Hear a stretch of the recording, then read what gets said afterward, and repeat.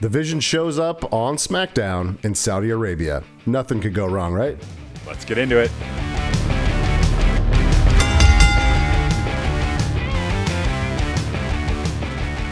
All right, everybody, welcome back to Post-Match Panic. We are talking Friday Night SmackDown on January 30th, 2026, the eve of Royal Rumble. Yes, it is Rumble season, man. Let's go. We are already in Riyadh, Saudi Arabia, in the new stadium, which looked awesome.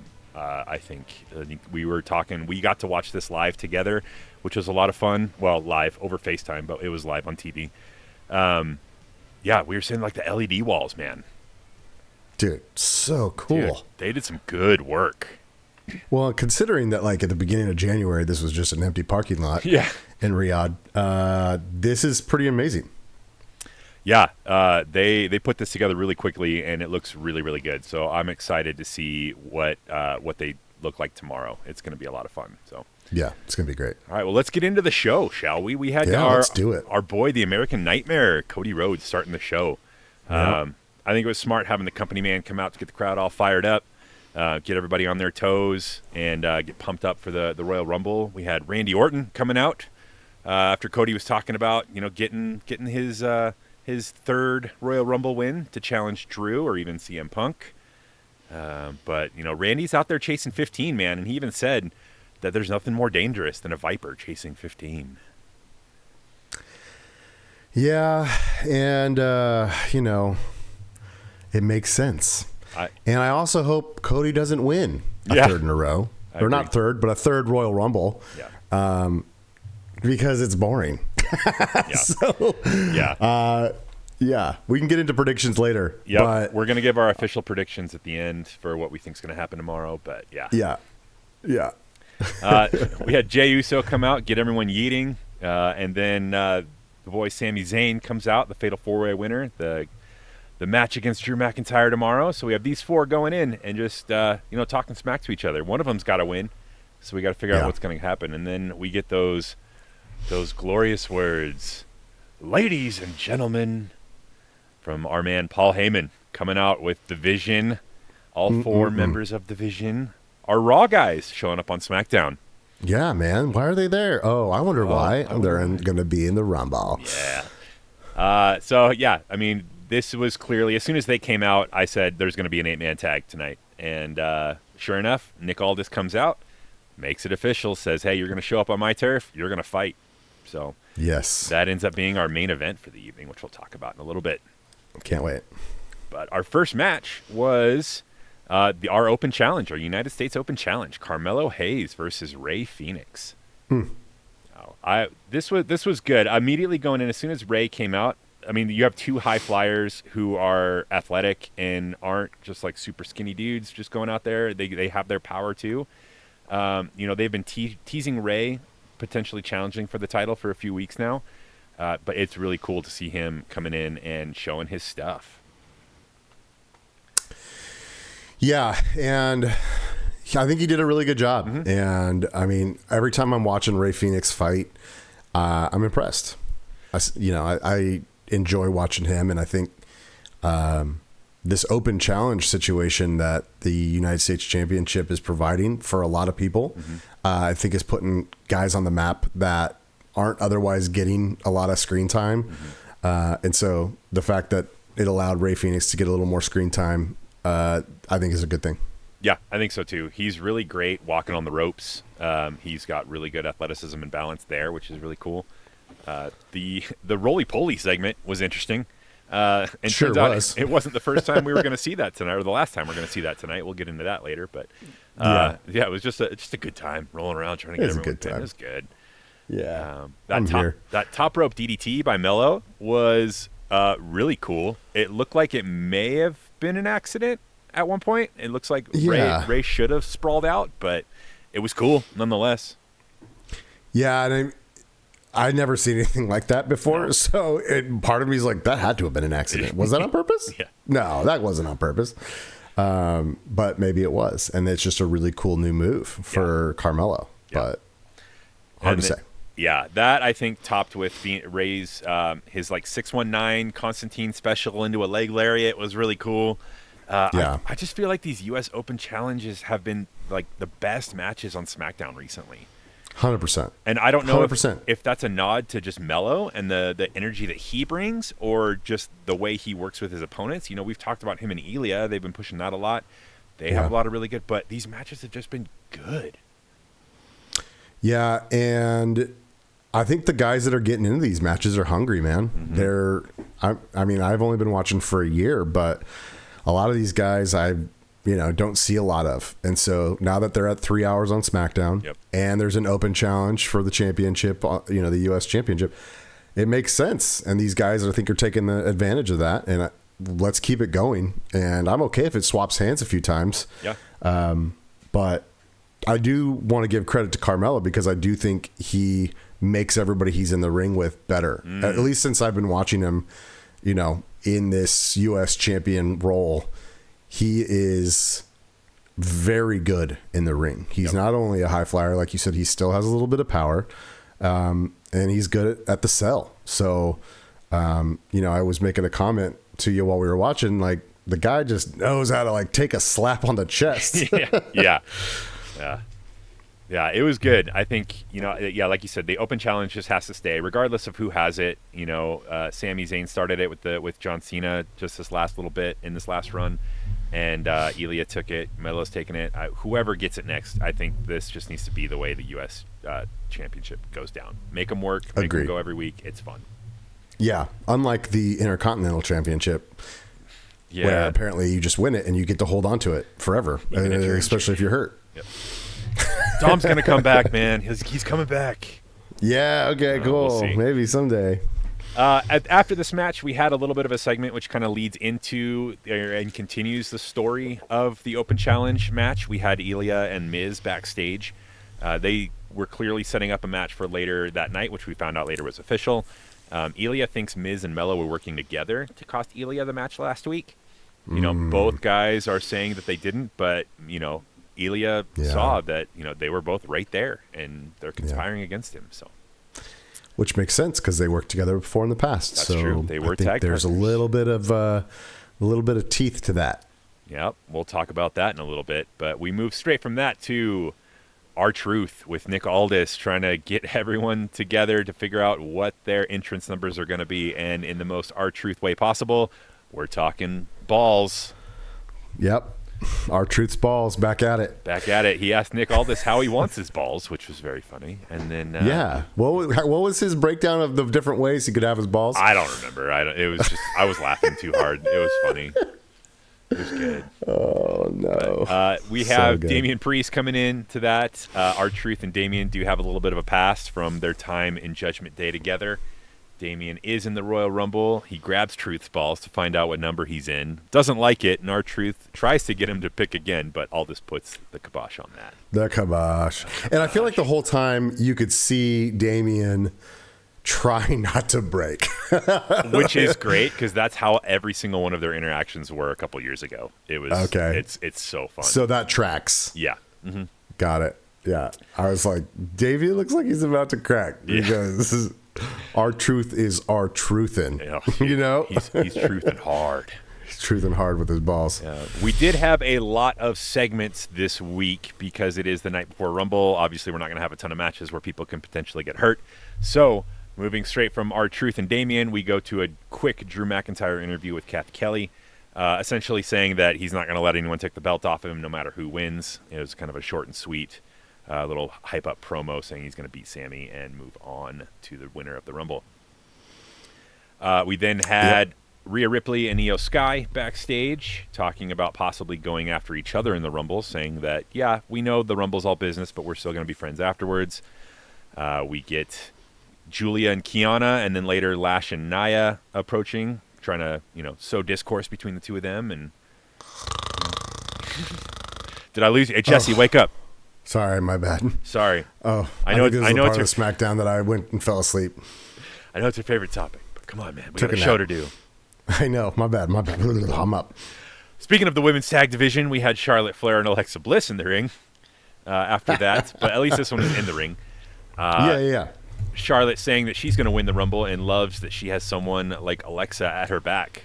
Alexa doesn't like the sound of that, says that she's going to win instead of Charlotte. So I think this would be good to further their story and create that division between them. I think the nail in the coffin was when Alexa grabbed Charlotte's hand and said, I say this with love, but not everything is about you. That's been my favorite part about their entire storyline for the last 6 months. Yep. Is them breaking up? Is their breakup. Yeah. The impending breakup. It's a slow train about to run into a car that's been parked on the tracks. Yep. And we know it's going to happen. And I can't wait. Yeah. Show it to me. I want Alexa to throw over Charlotte in the ring. That will be fun. We do see tomorrow Judgment Day come out again to try to, get in between them. Some more Raw invasion of SmackDown. All this comes out once again and says, hey, if you step on my stage, you can step in my ring. So any two of you goes against those two. So we come back from commercial to Charlotte Flair and Alexa Bliss versus Liv Morgan and Roxanne Perez. Yeah.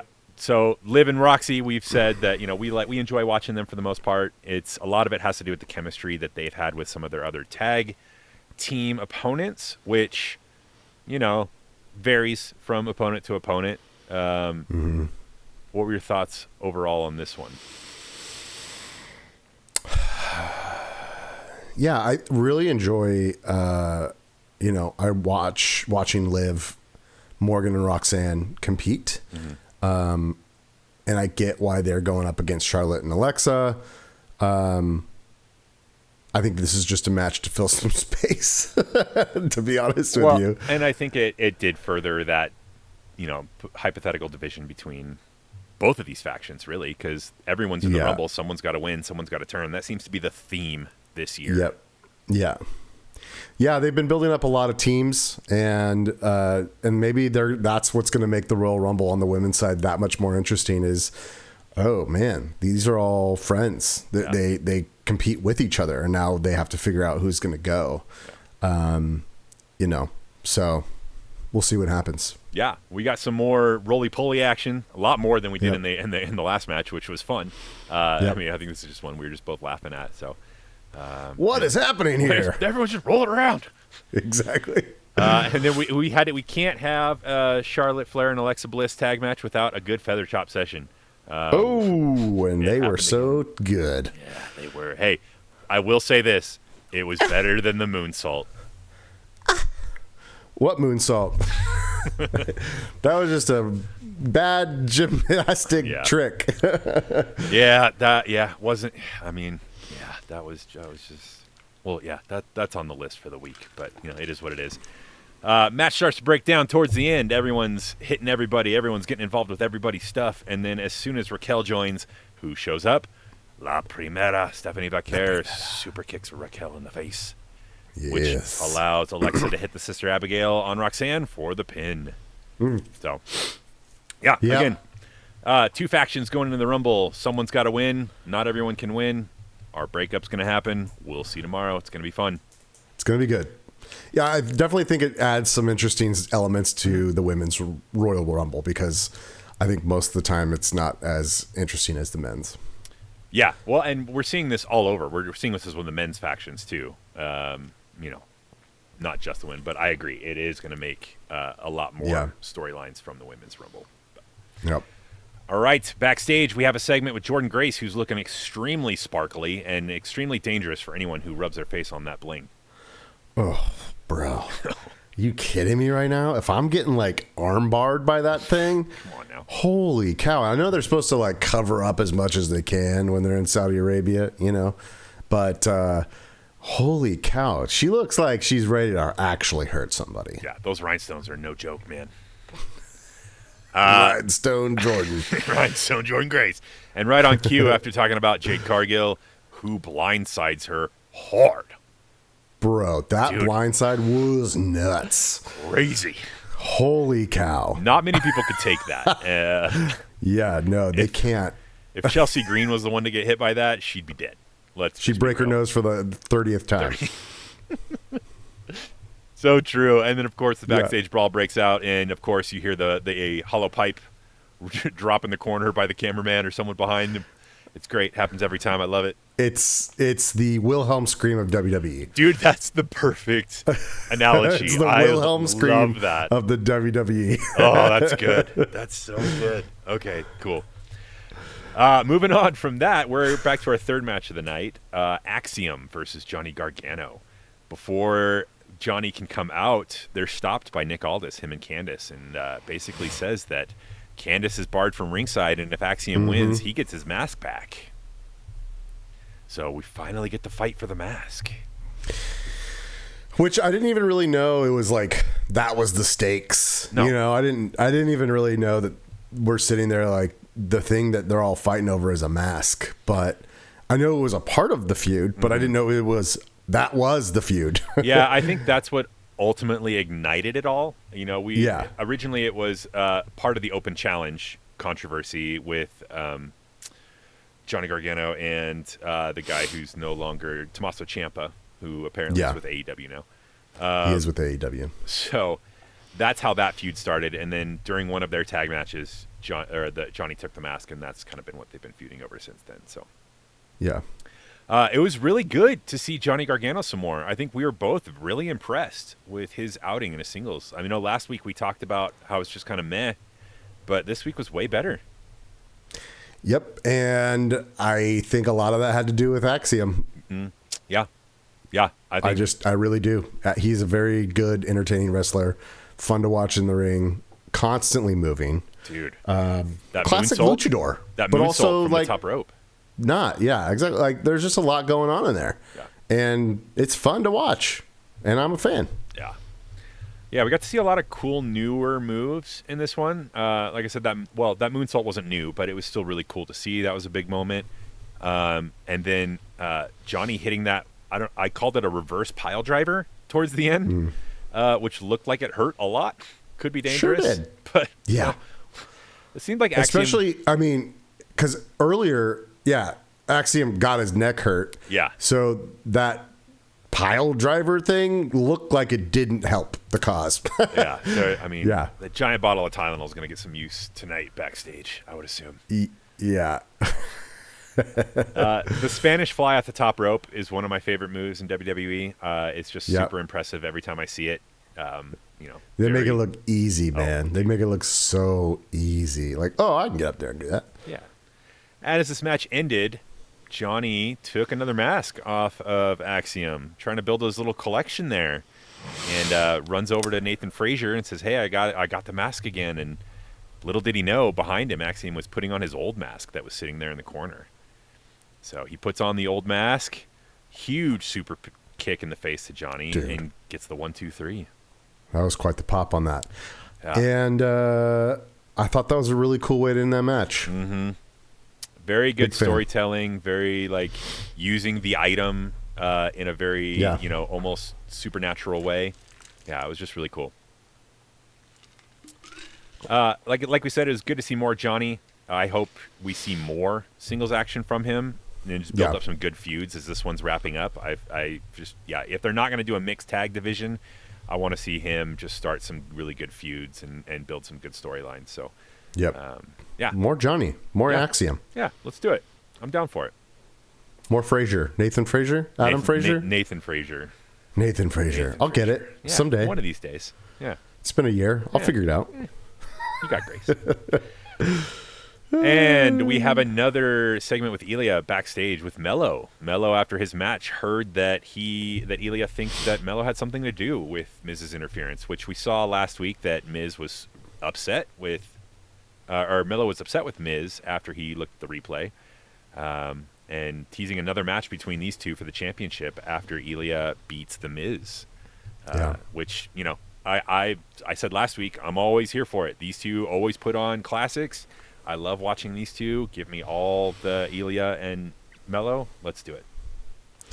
The more, the merrier, I'd say. Yeah. Moving on to a couple other segments. Trick Williams backstage. Another one of these short and sweet, quick ones. He makes us all look at his shiny lemon pepper steppers. Oh, yeah, baby. That he's ready to put on a show and wants everyone to subscribe to Tricky Williams. So we'll see how he fares in the Rumble. Yeah, it's gonna be good. Let me see them lemon pepper steppers. Let's see them go over the top rope. And then the phenomenal one, AJ Styles, gets into the ring, hyping up his match with Gunther tomorrow, potential career-ending match. But according to him, that's not what's happening. He's already announcing his phenomenal farewell tour, saying he's going to have one more match with multiple different people. And as he gets to CM Punk, who comes out, but the Baby Shark Man himself, Gunther. Yep. Dun, dun, na, na, na, na, na, na. Sorry, I don't want to get copyright struck. There you go. That's fine. Says he's going to end him like he ended his little buddy, John Cena, which is very funny. Make him tap out. His little buddy. I feel like the only person who could call John Cena little buddy is R-Truth. Yes. But then AJ calls out Gunther and uses his own line against him, saying, actually, hey, man, you were the one who tapped out like a little bitch. It's true. It's true. It is true. We all saw it, except for the ref, but everyone else saw it. Well, and he also did against Jay. That's true. Last year. He did. Yep. So, yeah. Yeah. Own it, Gunther. Just own it, bro. Come on, man. Yeah. Just own it. Be like, I did, but those days are gone. No, I'm not here for it. Tap out. It's kind of like how. Yeah. It's kind of like how serial killers start, like with some trauma that happened in their youth, and then they use that as the way to kill everybody. Exactly. Yeah, it's cool. Another segment in the back: Shinsuke Nakamura versus Tama Tonga. Clearly setting up the feud between these two. Speaking of farewell tours, Thomas says, "Hey man, you're old. You should get out of here. Do your Shinsuke Sayonara tour," is what he called it. Yeah. Tease the match for next week between these two, which will be fun. Yeah. I always have a hard time understanding which of the Tama, Tala. I know it wasn't Tala Tonga because he wasn't 8 feet tall. Okay. That's the only way. That's helpful. Tala Tonga is the tall one. Tala Tonga. And then there's Tonga Loa. Tonga Loa and Tama Tonga. Wasn't there another Tonga somewhere? No, JC Mateo, who doesn't fit.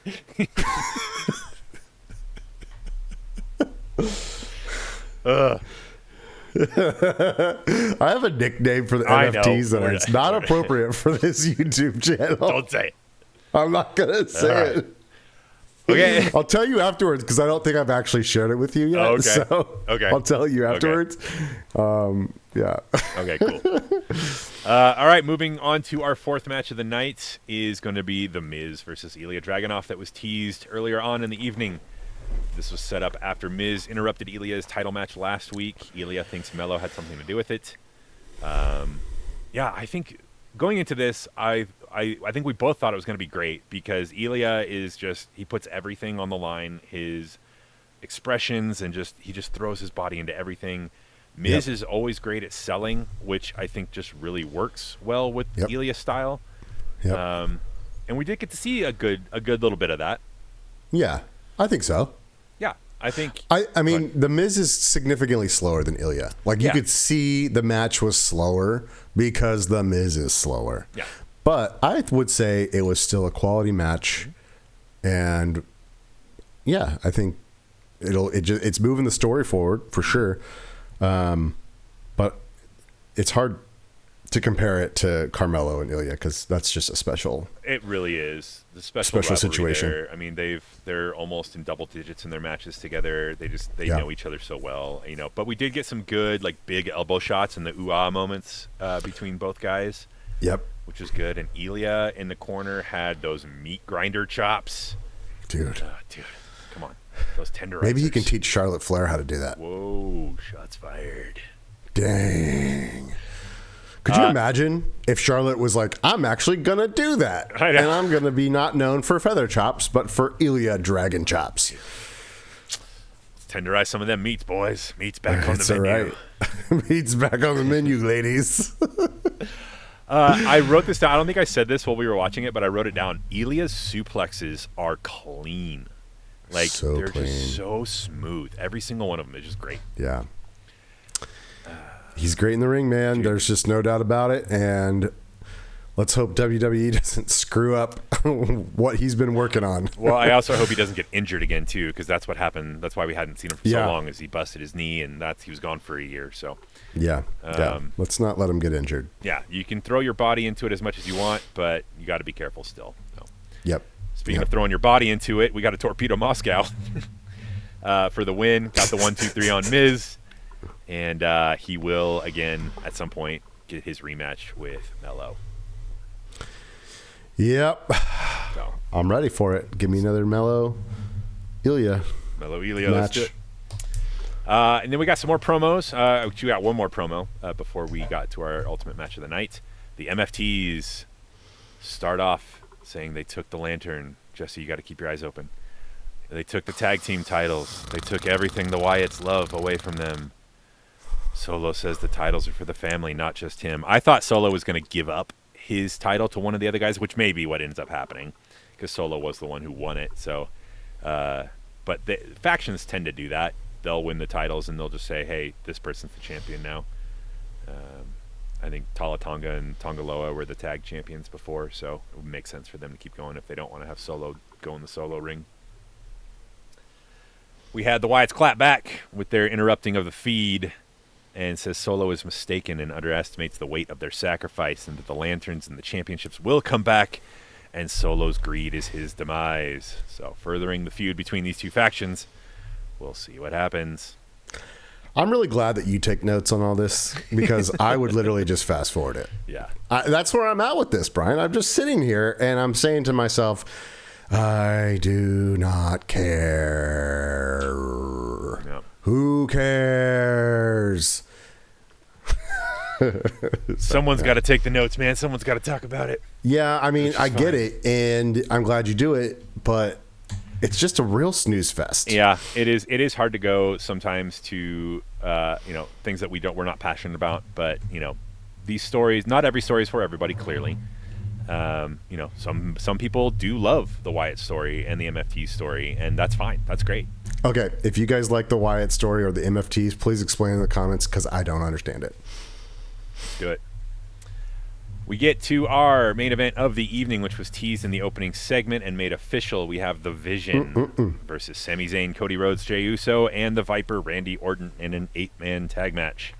Dude, wild. It was wild. It was a lot of fun. I love having these types of matches before a big PLE. It's just a fun, like nothing crazy on the line, just a good, fun match where we get to see everybody featured for the most part. Right. So... during the entrances, though, Vision jumps in before even Cody comes out. They have the 4-on-3 to start wailing on everybody. And a part of me wonders if that was on accident, like they just went for it. Well, they didn't realize Cody was not out there yet. That's like a part. I'm thinking about that. Yeah. Was that on purpose or was it not on purpose? Well, I mean, when else are you going to have the numbers advantage when you can just take all 4 of your guys and start beating up the 3? I mean, I don't know.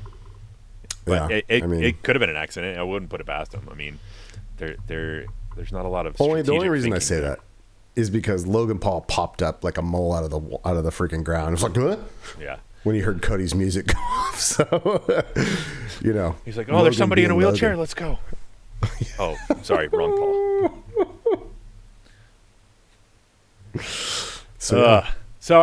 Going into this, Sami and Jey, a lot of back and forth. Sami and Jey have a lot of good chemistry because they were together in the Bloodline for a long time. Jey and Cody were tag team champions together at one point. Go watch that backstage interview after they won the championship if you want to know where Yeet came from. Fun time. You were teaching me about that because I had no idea. Yeah, drinks were imbibed according to Cody, so that was fun. Yeah, I think the only one who enjoys a cocktail. Yeah. The only one that I don't apparently so does Jey. Dude, just go check his Instagram, which I think has changed now at this point. But anyway. Oh, did he change it? I think he changed it from what I read.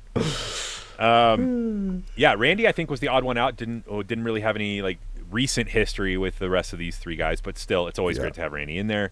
But the Vision seemed to be dominating the first 15 minutes of this match. Cody was getting destroyed. Yeah, Cody couldn't get a tag in to save his life. Literally, it seemed like towards the end there. And I think you're right. It built up when he finally was able to tag Randy in. The pop was that much bigger. The impact was stronger. Yep, which makes total sense. I mean, because at that point, Randy was the only one who hadn't come in to the match, and finally getting that in there got the crowd all riled up. And then we got his little scoop slam into his RKO out of nowhere to Austin Theory. Yep. But as the match was potentially ending, who shows up? Drew McIntyre to pull Sami Zayn out of the ring, causing the disqualification, ending the match. Which, okay, fine. I mean, I'm good with it. They're hyping up, the match tomorrow. Yep. Sammy's 11-0 or 0-11 against Drew. So they said that a lot tonight. I don't know if that's going to play into what happens tomorrow, but we'll see. I sure hope not. Yeah, we'll talk about that in our predictions. But then who comes out next but the Samoan Werewolf? And Cody, Drew, and Jacob Fatu all brawl on the outside for a little bit. Cody and Sami pick up the title in the ring after Drew and Jacob are chased off and have a little shared look like, okay, who's actually going to get it? And then they both get super speared by Braun Breaker. Braun Breaker, man, he's just like that punk kid that lives around the corner that wants to hang out with everybody, but everybody just hates. Just kind of forces his way in. It's kind of like dipshit Derek. Yeah, exactly. It's delightful, Derek. Oh, sorry. To you, sorry. Brian? Yeah, it's true. He is a delightful little boy now. All right, there's going to be a fun match to set up the Rumble tomorrow. I think it'll be good. I think that's what the point of this, which is going to be fun. My official prediction is because of this match, the division will crumble. I think there's no way that they're going to band together and let Braun Breaker win. We'll get into our official predictions for the Rumble, but I think that's what's going to happen. So, all right, well, that's going to do it for the card. Now we're going to go into what we like to do at the end of each show and talk about our botch and our pop of the week. The botches of the week for me was going to be Charlotte's little botched garbage moonsault that happened to Liv and Roxy halfway through that match. And I think the biggest botch, this isn't even wrestler related. This is production. Somebody is getting in trouble because they accidentally threw a lower third saying that Braun Breaker was going to be the number one entrant at the beginning of the Axiom Johnny Gargano match. The more that I'm thinking about this, I think it's all work, Brian. You think so, huh? I think it's a work. Okay. It's hard to know because, like, a part of me is like everything they do is a work, but accidents happen. They do, but you coming from the production side of live events, why would that lower third graphic be on a Friday night SmackDown graphic package that was loaded into the computer? Yeah, we had that discussion. I was like, why was that file even there? It's not even the same show. Like, it has no business unless someone royally screwed up or it was a work. So, who knows? Maybe Paul Heyman got in there and did something. But if it was real, for sure, huge botch. 100%. Yep. And then, of course, Charlotte, most of everything Charlotte does is a botch at this point. And so I think it's just her existing in the world of WWE and just being on the roster is a botch. I'm sure she's a delightful human being and a delightful person, but it's time for her to go in WWE. Wow. Hot takes. Hot takes here at Post-Match Panic. Yep. You're welcome. Yeah. My pop of the week, I really liked, from a story perspective, how they used the old mask in Axiom's match to finish it. I just thought it was a really cool storytelling move, how, because that mask has impacted things for so long, that he got to put it on and use it almost like in a supernatural fashion to get that super kick and that pin on Johnny to end that feud. So that was my pop of the week. It was fun. Yeah, I don't really think I had like a standout moment this week for pop of the week, but I think that's probably as close as it would get for me, is just like, you don't see a mask getting ripped off very often in the ring for a luchador. And so the fact that he did, but then he kept his face hidden and then he was able to super kick his way into the submission. Yeah, I think it was, I think that was cool, but it wasn't like blowing me away, but there wasn't a lot of blow me away moments in this at all. Yeah, which is totally fine. I mean, not every episode can be a banger, right? I mean, there will be banger That's moments, true. but they're focused on the Rumble, man. keeping everyone safe for the big fight tomorrow. So. Yeah, I think if I'm, producing this show, I'm sitting back like, oh, it doesn't seem like anybody got hurt except for Johnny Gargano's mouth and maybe his teeth. We're okay. Yep. That's good. Yeah. So that's the thing we're most excited for tomorrow is going to be the Rumble all day, every day. So we will come back at you guys with that another time. Jesse, why don't you go ahead and send us out, man? Yeah, thanks guys for watching. We really appreciate it. Throw your takes on what we talked about today in the comments below. We'll try to respond or not, and we appreciate you guys watching. All right, see you guys later.